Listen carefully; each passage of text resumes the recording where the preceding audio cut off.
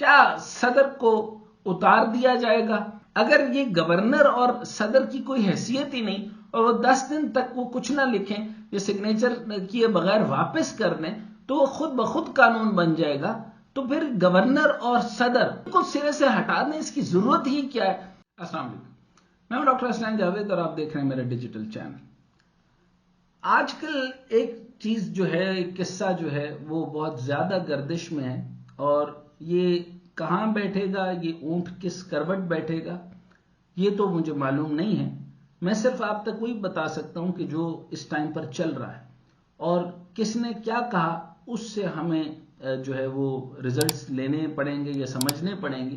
لیکن ہم اتنا ہی بتا سکتے ہیں کہ فلاں نے کس نے اور کیسے کس طرح کہا، اور اس کا جو آگے کروٹ بیٹھنے والا معاملہ ہے اس کے اوپر ہم پریڈکٹ بھی نہیں کر سکتے اور کیلکولیٹ بھی نہیں کر سکتے. بہرحال اس میٹر کے اوپر، یعنی سیکرٹ ایکٹ یا آرمی ایکٹ یا ترمیمی بل جس کو آپ کہہ لیں، جو معاملہ سپریم کورٹ پہنچا تھا، اس پہ صدر عارف علوی جو ہیں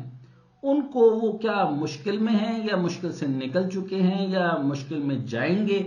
اس کے اوپر بھی ہم کوئی کمنٹ نہیں دے سکتے. لیکن جو معاملات چل رہے ہیں اس کے اوپر آپ کے سامنے ہم بات ضرور کر سکتے ہیں.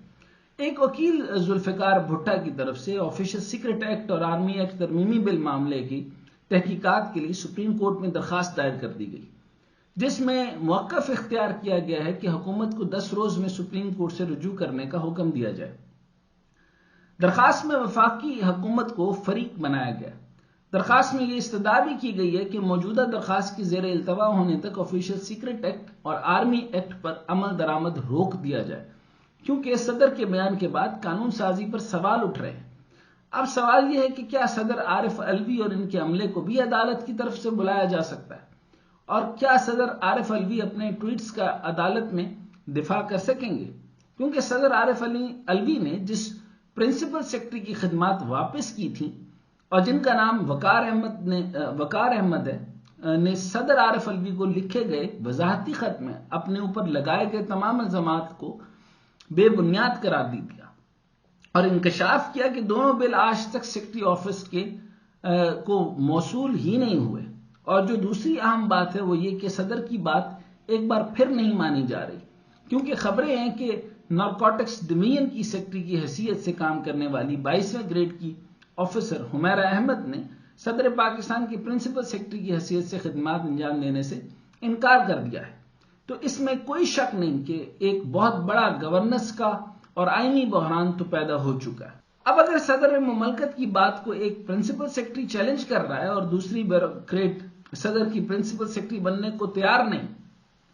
تو صدر پاکستان کے لیے سوچنے کا مقام ہے. اس سے یہ بھی ظاہر ہوتا ہے کہ بیوروکریسی کتنی تگڑی ہے. یعنی وہ انکار کر رہی ہے کہ میں صدر پاکستان کی پرنسپل سیکرٹری نہیں بن سکتی. اب اس کے کانسیکوینسز کیا ہونے چاہیے؟ ویسے تو ریپرکشنز ہوتی ہیں، لیکن میں نے جس طرح آپ کو پہلے بھی بتایا تھا کہ ایک ملٹری سیکرٹری ہوتے ہیں، ان کی گورننس کے نیچے جو ہوتا ہے معاملہ، اور ایک سیٹ آف گورننس کے لیے جو سیکرٹریز کا ایک نظام ہوتا ہے. لیکن اب ایک طرف سے جو ہے انکار، اس کا مطلب ہے ان کی بیک کچھ اور ہے. صدر پاکستان کو بھی خاطر میں نہیں لایا جا رہا، یہ آپ کے سامنے کلیئر کٹ بات ہے. ایک طرف صدر کہہ رہے ہیں کہ انہوں نے آفیشل سیکرٹ ایکٹ اور آرمی ایکٹ ترمیمی بل پر دستخط ہی نہیں کیے اور واپس بھجوانے کا کہہ دیا. دوسری طرف نگران حکومت کہہ رہی ہے کہ کیونکہ صدر نے مقررہ وقت میں بلز پر کوئی کارروائی نہیں کی تو یہ خود بخود قانون بن چکا. یہ خود بخود جو ہے وہ تقریباً پورے سال ہو گیا ہمیں کہ گورنر نے نہیں دیکھا تو خود بخود ہو گیا، دوسرے گورنر نے کیا تو خود بخود ہو گیا، اسمبلی کے بارے میں نہیں کیا تو خود ہی تحلیل ہو گئی. اگر یہ گورنر اور صدر کی کوئی حیثیت ہی نہیں اور وہ 10 دن تک وہ کچھ نہ لکھیں یا سگنیچر کیے بغیر واپس کر دیں تو وہ خود بخود قانون بن جائے گا. تو پھر گورنر اور صدر یعنی بالکل سرے سے ہٹا دیں، اس کی ضرورت ہی کیا ہے؟ اب مجھے یہ مسلسل یہ بہت بڑا سوال ہے قانون کی کتاب پر. اب قانون بننے کے بعد عمران خان اور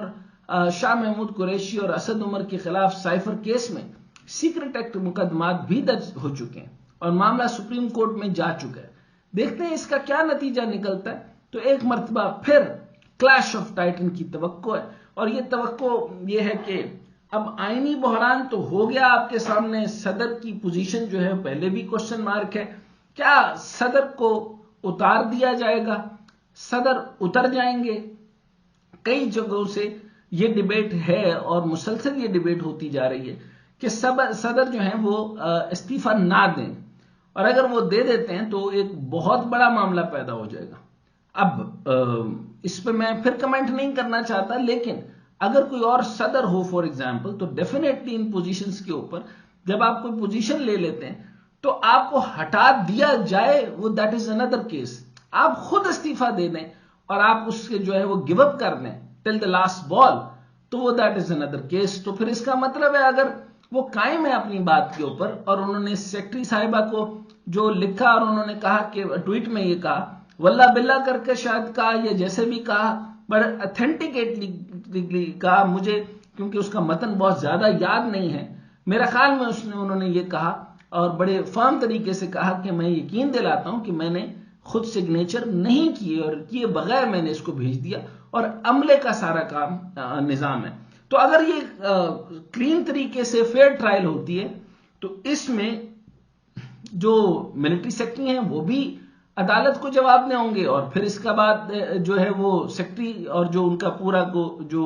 بیوروکریسی کا جو عملہ ہے وہ بھی جواب دے گا کہ اگر صدر نے سگنیچر ہی نہیں کیے تو پھر قانون کیسے بن گیا، اور قانون اگر ایسے ہی بن جاتا ہے اور اس کے اوپر ریمارکس نہ لکھے جائیں تو صدر صاحب کے لیے کیا ریپرکشنز ہوں گی، اور اگر ایسا صحیح ہے اور وہ صحیح کہہ رہے ہیں اور وہ جسٹیفائی کر جاتے ہیں اور اپنی پلی میں کامیاب ہو جاتے ہیں، اور پلی کامیاب کیسے ہوگی یہ بھی ایک بڑا مہمہ ہے۔ اگر کون سی عدالت میں اور جو ہے وہ چیف جسٹس صاحب کے پاس کیس جاتا ہے